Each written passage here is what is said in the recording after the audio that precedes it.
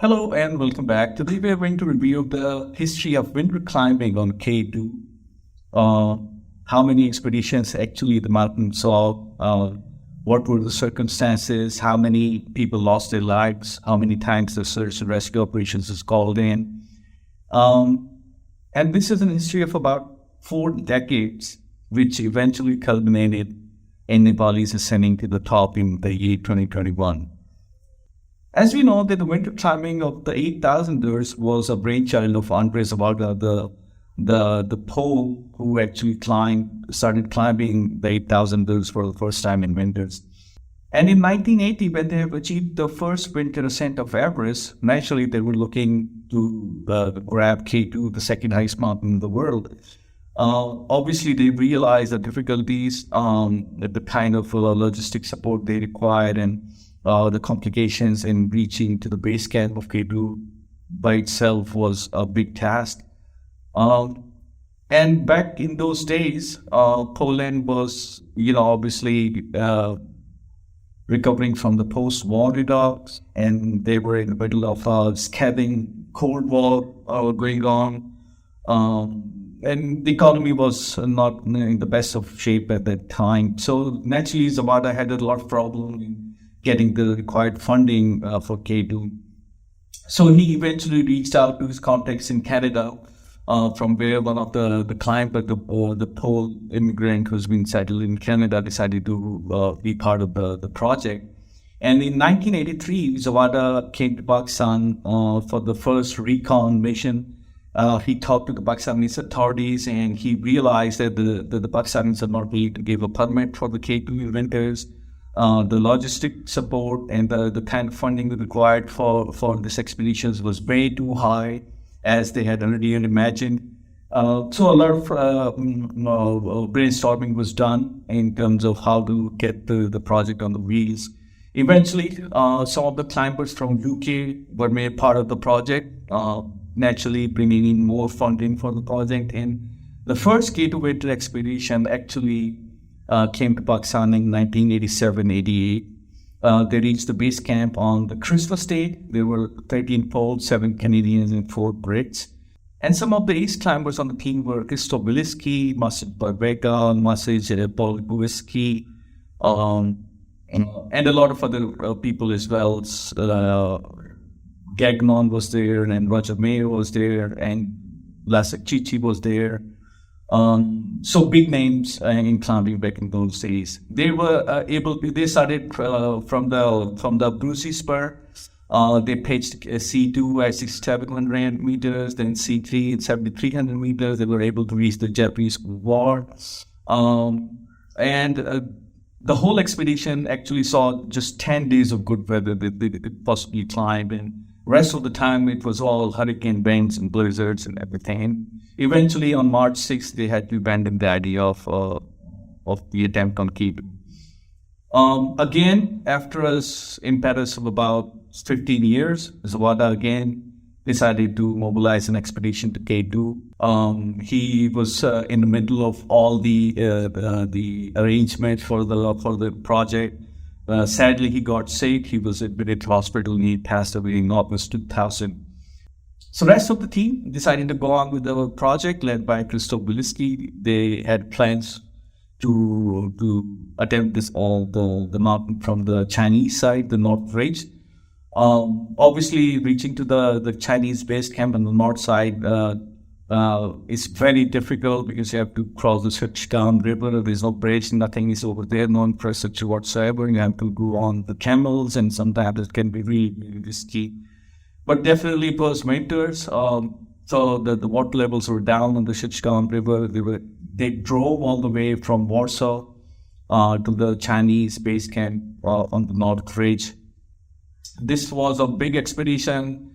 It was called the Winter Nasia K2 expedition. Nasia is a big Polish TV company, and they were running the reports and the breaking news and everything on that. Again, some of the big names on the team led by Biliski included Barbeka, Izgan, Roski, Natpansky, 4 climbers from the CIS countries, including Denis Yurubko from Kazakhstan and Russian Vasily Bitov. is obviously a very big name, the climbing world. I'm really sorry if I'm not able to pronounce the names correctly. They haul about 6 tons of gear and food using 70 camels. I started climbing on December 22. By January 16, they had reached the rock barrier after Cat 2. They were hauling supplies, going back and forth from Cat 2 to Cat 3. Eventually, on February 12th, Dennis and Murawski established Cat 4 at 7,650 meters. And they came down later. Tuscan and Dennis decided to go to Cat 4, despite the fact that they had a very limited weather window. But Dennis noticed that the Tuscan had symptoms of cerebral edema, and it was not possible for him to go for the summit. And the expedition was called off. Everybody was safe and came down. The third biggest expedition to K2 was the Russian expedition back in 2011-12. Some of the giants of climbing. There were critics who were saying that if this team is not able to climb K2, probably K2 will never be climbed in meters. These were the guys who were coming down from the Lhotse Middle, Meru, Everest North Face, and K2 West Face as well. So they had a large confidence in terms of climbing high mountains, different routes and everything. So they flew to K2 base camp. They had a big load of supplies, so they were actually airlifted to the base camp. They started off gradually establishing routes and fixing ropes from on the Bruzy Spur. On 4th January, they were able to establish C1, and then on 14th, they were able to set up C2, the house chimney. And after that, a long spell of bad weather restricted them at the base camp. Now, by the end of January, they were able to reach up to 7,000 meters. Some of the ace climbers on the team, which were doing major part of the progress, were Vitaly Burlek, Valery Shamanov, Nick, and Popovich, a couple of big names. They were the lead climbers on the route. Gorlik was one who was actually hauling a lot of supplies and fixing ropes. They were able to reach up to 7,600 meters on the Bruzy, very close to the Death Valley, and most part of the work was done by Vitaly Gorlik. Sadly, he got up pneumonia. He had to restrict himself to the base camp. He suffered in high fever. Rescue was called in, but the weather was so bad that the helis could not fly to the base camp. He suffered in high fevers for a couple of days. Eventually, he had a cardiac arrest, and on February 6th, he passed away. That was the time that Russia decided to call up the expedition. This was the biggest expedition in terms of logistics and supplies and the funding and the kind of climbers there were on the team, but they were not able to go beyond C3. Then 2014-15, Dennis, Alex Chikon, and Adam Beliski, they decided to take down K2 from the North Ridge on the Chinese side. Very experienced team. All of them were experienced winter climbers and everything, but sadly they did not get the permission from the Chinese.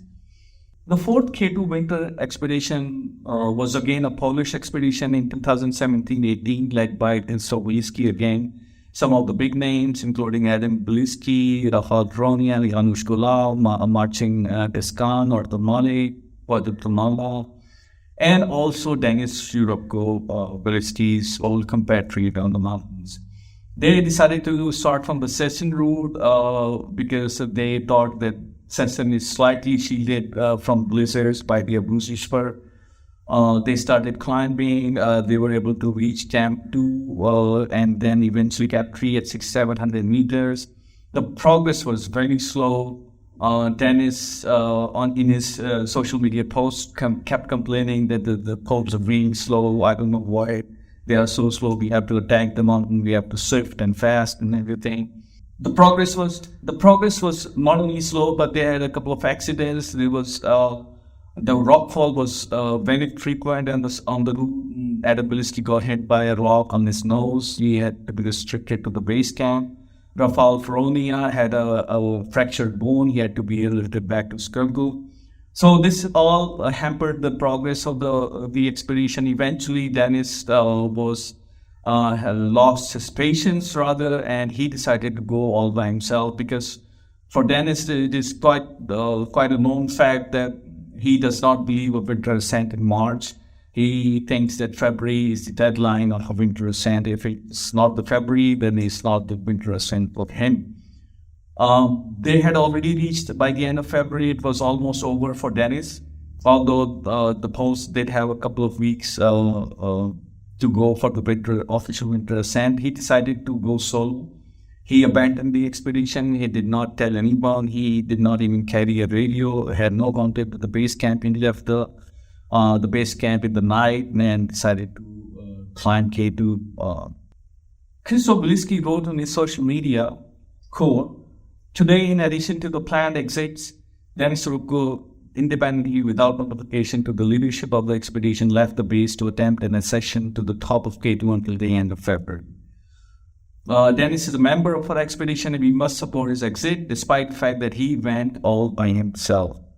Dennis, in an interview, stated, quote, "I do not think I have to say sorry. They are not angels either. Woliski allowed me to enter the third camp and later he told me to come back for reasons I do not understand. Okay, we are men, climbers. This is not a situation to say sorry. Nobody apologized for their mistakes. My opinion remains the same." And this expedition, the 2017-18 expedition, is also the time when Dennis and Adam were airlifted to Naga Parbat base camp, where they expedited the search and rescue operation for Tom Moskowitz and Elizabeth Ribot, one of the greatest rescue operations ever conducted in the climbing industry. They were able to salvage Elizabeth from the top of King Sofort Wall. So this was quite an eventful expedition by all means. The fifth K2 winter expedition came to Pakistan in 2018-19, again through the Abruzi Spur. There were two independent expeditions. One was the Kazakh, Russian, and Kyrgyzstan expedition, was led by Vasily Vitov again, 14,800ers, excellent climber, huge portfolio in terms of high mountains. And the second expedition was led by Alex Chikon along with his team of 5 Sherpas. Alex was coming out from a successful Langa ascent in winters in 2016. He had attended 8,000ers in winters many times. He was very experienced, and he was quite confident he might be able to take down K2. This expedition was again full of controversies. Alex blames the Russian team for not cooperating on the mountain. Alex says they were using our ropes.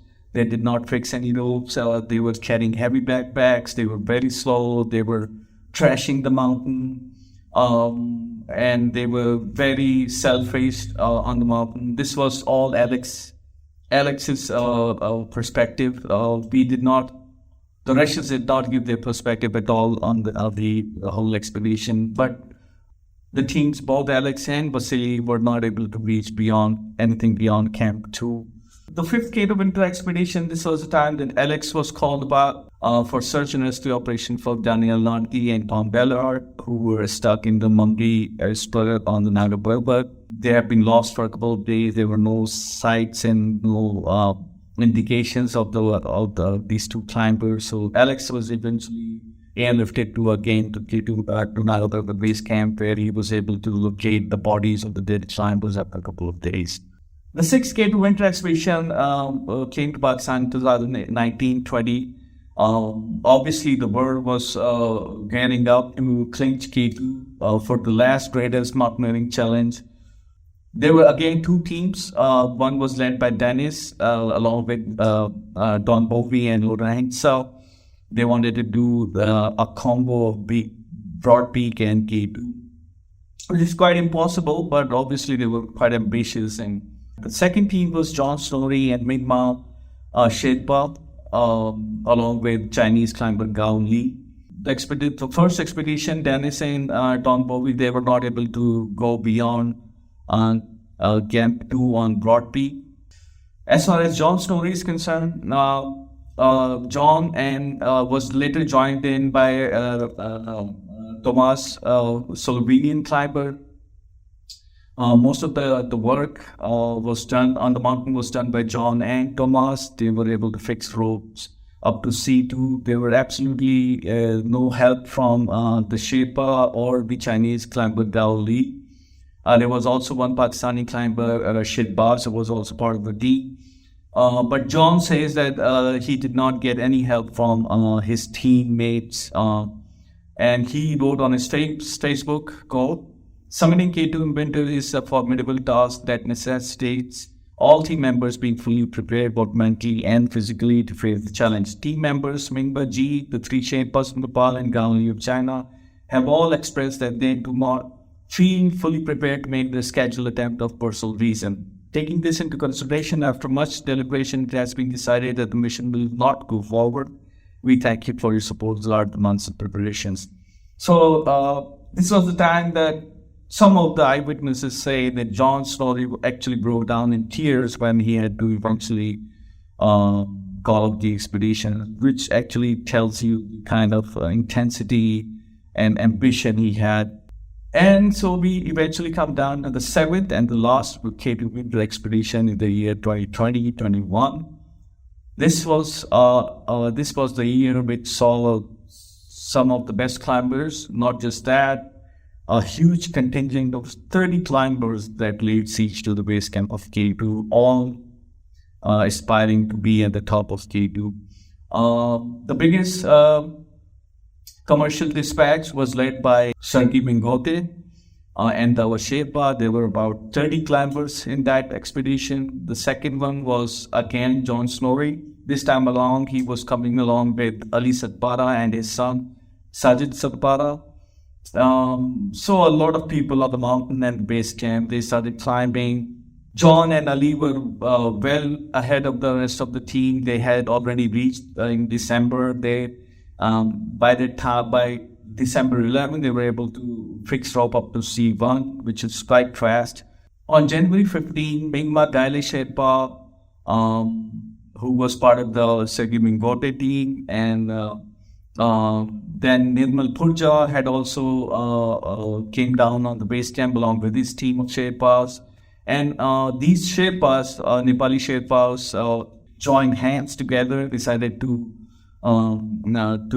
grab the summit for themselves. So on January 15, Mingma Gaile Sherpa was able to reach the shoulder of K2 at C4. This was the first time anybody was able to reach the shoulder of K2 in winters. And the picture he shared of the shoulder in the dead of the night in winters actually sent shivers down the spine. A lot of people who were interested in the work had never seen the shoulder. Like us, we had never seen the shoulder in the winters, and it was quite a hostile place to be at that time. And he wrote on his Facebook, quote, "Today, 15 January at 3:30 p.m., we 3 Mingma made it to Camp 4 in K2. Sona brother returned back 30 below from C4 because it's part of rope and gear were already used. We see the final group now." And this Nepali team, comprising of 11 Sherpas, was able to summit K2 the next day, January 16, local time, 5 p.m. 10 Sherpas were able to stand on top of K2 for the first time ever in history. After that, what followed was very tragic. Obviously, we already know that. So on February 5th, almost 20 climbers were stationed at C3. It was a forward C3, not exactly in the C3, but a little bit ahead of C3. And there were only 4 tents, including John Snorri and alisadpara's tent and 3 other tents. Juan Pablo Moher was accommodated in alisadpara and John Snorri's tent. And while the next day, the rest of the climbers decided to descend, John Snorri, alisadpara, Sajid Satpara, and Juan Pablo Moher decided to go for the summit push. which was obviously, we know what happened after that. So this was the history of K2 winter climbing. They started off in 1983 and ended in 2021. A lot of high altitude drama. Some of the events were nail biting for many enthusiasts around the world like us. So let us know, how do you like this vlog? Let us know if there's something else you want us to explore for you. We would love to do that. And until we catch you later. Thanks.